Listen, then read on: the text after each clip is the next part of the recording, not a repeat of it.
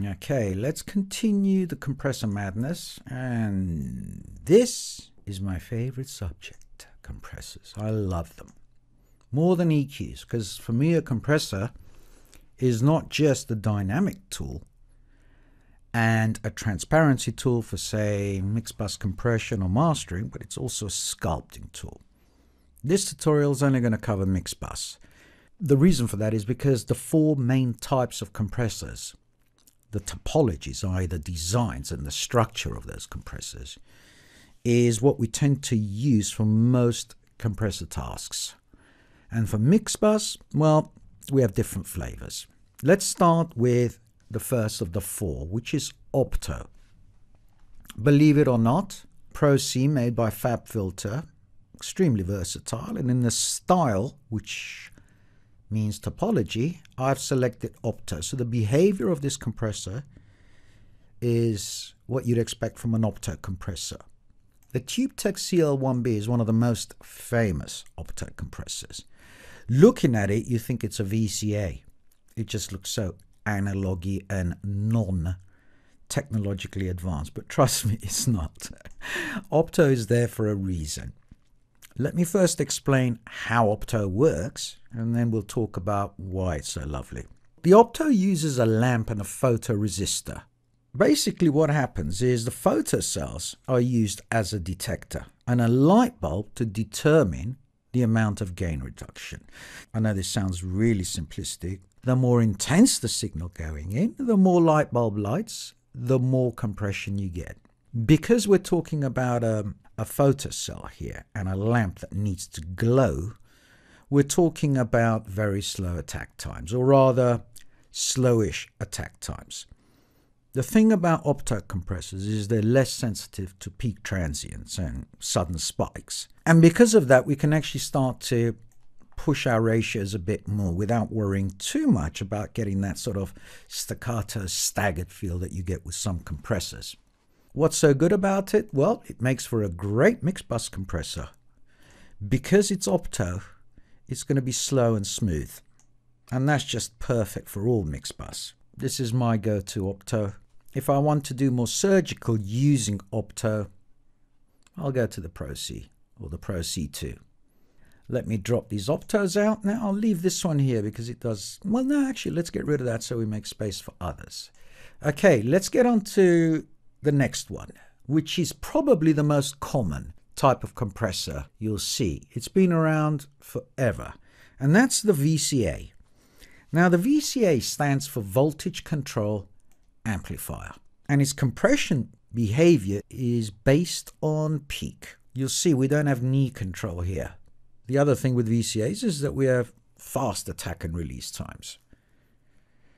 Now, the response curve is always, or generally, it's linear. Nowadays, when we make plugins, well, we throw the kitchen sink at it, don't we? Compressors, EQs, make the coffee, everything. So I expect to see variable knees on all these VCAs from now on.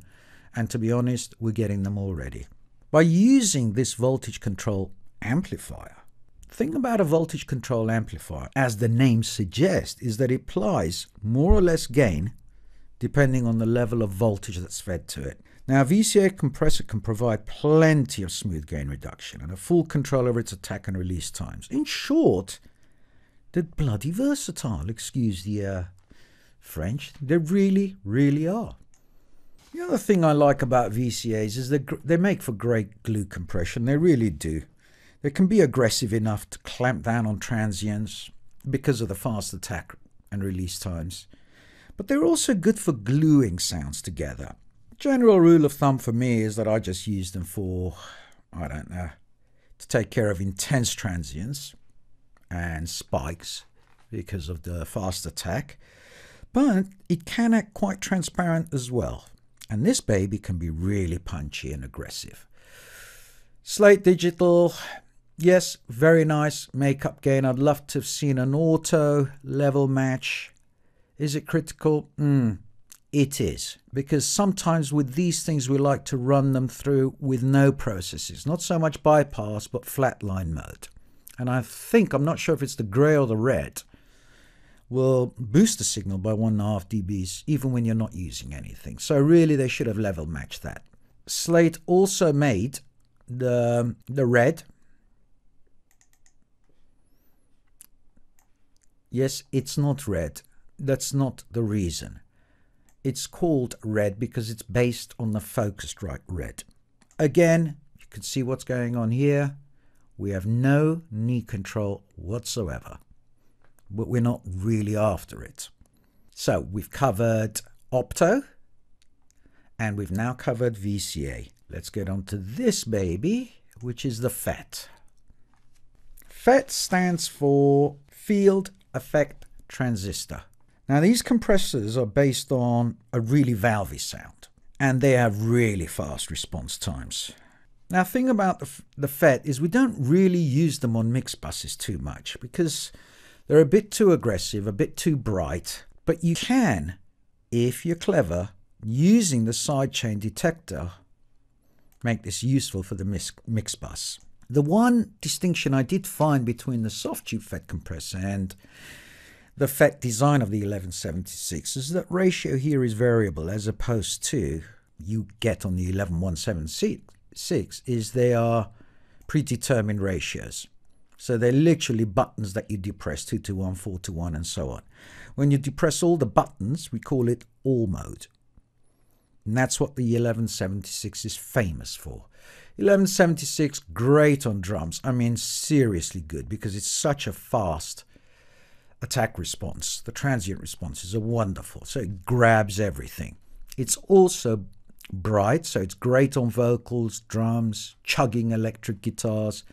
I mean, think about it. We're using a specific type of transistor here to control the amount of gain reduction. Kind of like the way a triode tube works. Of course, I would prefer VCAs and Optos on my mix bus to the FET, but FETs can be useful. I love to use this in all mode because it acts more like a limiter and it just makes things very aggressive and brash. Okay, so we've covered the FET, albeit very basically. We've covered the VCA and the Opto, and now we come to my favorite of all, the variable MU. Ah, yes. Now, a lot of these modern compressors, they got vacuum tubes in their signal chains. However, a true variable tube compressor uses a valve to achieve the compression. And we do this by rebiasing the tube to control the amount of gain reduction. I'm not going to lie, I absolutely love this unit, but I hate the legending. I really can't make out too well the writing. Luckily, I know the unit inside out, so I know what's where. The thing about variable MUs is that they produce incredibly smooth compression, and the transfer curve is seriously far from being linear. It's almost what we'd call a wideband soft knee. The actual ratio increases with the gain reduction. Think about that. That's what creates that swelling effect that you get. If you have a look across any variable MU based on the original topology, you won't have a ratio control. So the actual ratio increases with the gain reduction, as I mentioned. So that means the louder a transient is, the harder it's going to compress. Believe it or not, the original 670 would start at 2-to-1 and go all the way to 30-to-1. So you can imagine what kind of swelling and transfer curve we're going to get on the overall mix bus, because we have slow response time and we have this gorgeous valvy sort of gluing smooth transfer curve effect. Everything ends up sounding just tighter and smoothed out together and just bouncing gorgeous. Now the harmonic distortion and the warmth and the smoothness you're not going to get on other compressors, seriously. I always use variable MUs on the mix bus. I just love them. I might put in a limiter before that to capture my peak transients, and then I'll smooth everything out with this baby. The question you're going to always have is, well, how do I level match this? What's going in and what's coming out? How do I level match this? We don't have an auto level match knob, so what do? The art and mastery of using a variable MU. This is highly deceptive, by the way. The original 670 had multiple valves, or tubes as you Americans like to call them, built in there. So you can imagine that if one tube varies in its rating ever so slightly to the next, the behavior will be different and the color will be different. For this unit to fully be used professionally, you need to do some Jedi tricks with the input and output level matching. Not a biggie, but that's where the real power of this thing comes in. So you could slam the input just to get more of that sort of valvey, tubey sound and less of the output, or vice versa. Absolutely gorgeous. Of course, variable MUs don't do punchy, they don't grab peak transients and so on and so on. So a good bit of side chaining will really come in handy.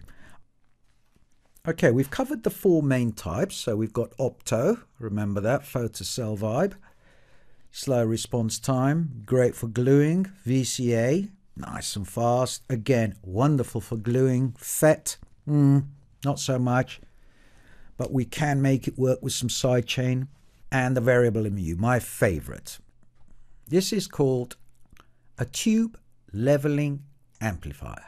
Strangely enough, it's actually the equivalent of a tube going into a solid state. The behavior is very opto, but here's the deal. You got a faster attack time on this.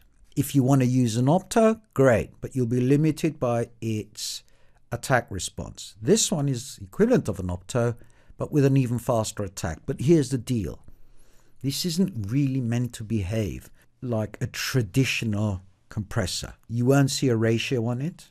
You don't see anything. All you see is something that says, well, hang on, give me some headroom, or don't, and let me drive into that. Push into your headroom, less gain reduction, and you've got that lovely dirty sound. Well, by dirty, I mean a more saturated sound. You want bounce? Bounce away. Low cut, perfect. Because if you start to push this thing, you will need to cut below sort of 50, 60. Predetermined values, great. Saturation, clean, high, self-explanatory. Parallel injection, again, I use it in wet mode, but if you want very subtle, put it on 50-50 and just have a little bit of movement on it. Just by a couple of dBs, and trust me, you'll hear the difference. I'll come to use all of these things in the ensuing video, so you get a taste of how they sound. Sidechain, critical, which puts this on a whole new level. My favorite, mix bus, nail it in there and leave it alone vibe. So you can see how many different topologies, and I haven't even started to get into some of the funkier things we have nowadays. I'm just sticking with this lot. Nothing too dramatic for now.